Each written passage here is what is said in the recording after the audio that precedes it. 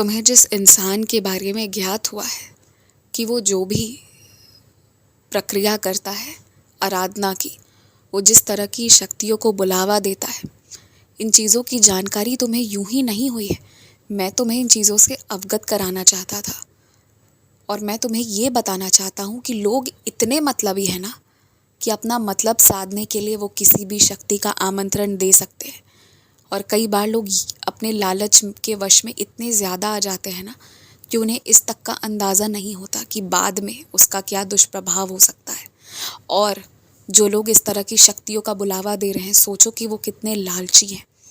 और जो इतनी तीव्र लालच में है ना, वो किसी के जान के पीछे भी पड़ जाए, क्योंकि उन लोगों को अपनी लालच, अपनी मतलब के सिवा कुछ नहीं दिखता।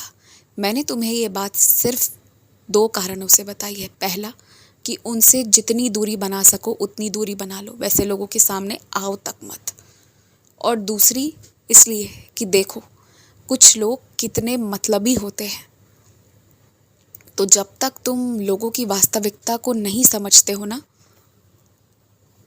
उनकी सहायता करना चाहते हो तो करो, लेकिन बढ़ चढ़कर अपनी सक्षमता से ज़्यादा उनके ऊपर खर्च मत करो।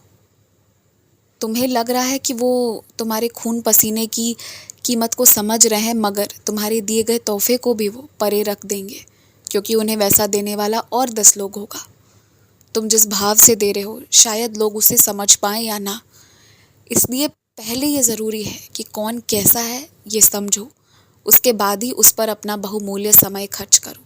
यदि वो तुम्हारे मन से मिलने लायक नहीं है तो उसे माफ़ करो और आगे बढ़ो। और कोई भी इंसान किसी भी तरह की प्रक्रिया कर रहा है, कुछ भी कर रहा है, तुम्हें उसमें पड़ना नहीं है और ना ही उसके बारे में ज़्यादा बातचीत करनी है।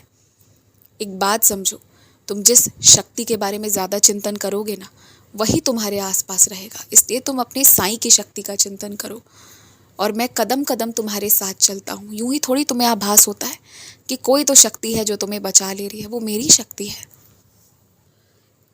भगवान विश्वकर्मा की कृपा से तुम 2 पहिए वाली गाड़ी भी लेना और फिर 4 चक्के वाली गाड़ी भी लेना, और भविष्य में तुम्हारे घर परिवार वाले लोग उससे ज़्यादा चीज़ें भी लेंगे, तुम ये भी होते देखोगे। अभी तुम ना सबके कहने पर वो मत लो जो सब कह रहे हैं। अभी तुम पहले ये देखो कि तुम्हें वो जो वाहन लेना है वो क्यों लेना है, उससे तुम्हारा क्या मतलब निकलना है, जिस काम के लिए चाहिए और जिस सड़क पर दौड़ाओगे उसके हिसाब से सोच कर लो। भविष्य में मैं इतनी अच्छी जगह बना दूंगा ना कि तुम एक से ज़्यादा वाहन भी रखना और खुशी खुशी रखना। अभी के लिए सिर्फ वो लो जिसकी तुम्हें ज़रूरत है और यहाँ से एक अच्छी शुरुआत करो।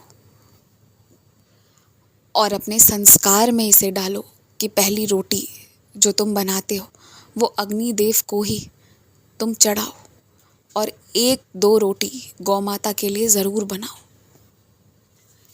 मैंने पहले भी तुमसे कहा था, गौशाले में जाओ, अपने तरफ से कुछ ना कुछ योगदान दो। तुम्हें यदि ये लगता है कि तुम्हारे दिए गए पैसे से वो गौ माता की सेवा करने के बजाय खुद उसका प्रयोग कर लेंगे, तो तुम ये जान लो कि ये मेरी जिम्मेदारी है वहाँ निकलवाना, वहाँ गौ माता की सेवा में वो लगवाना।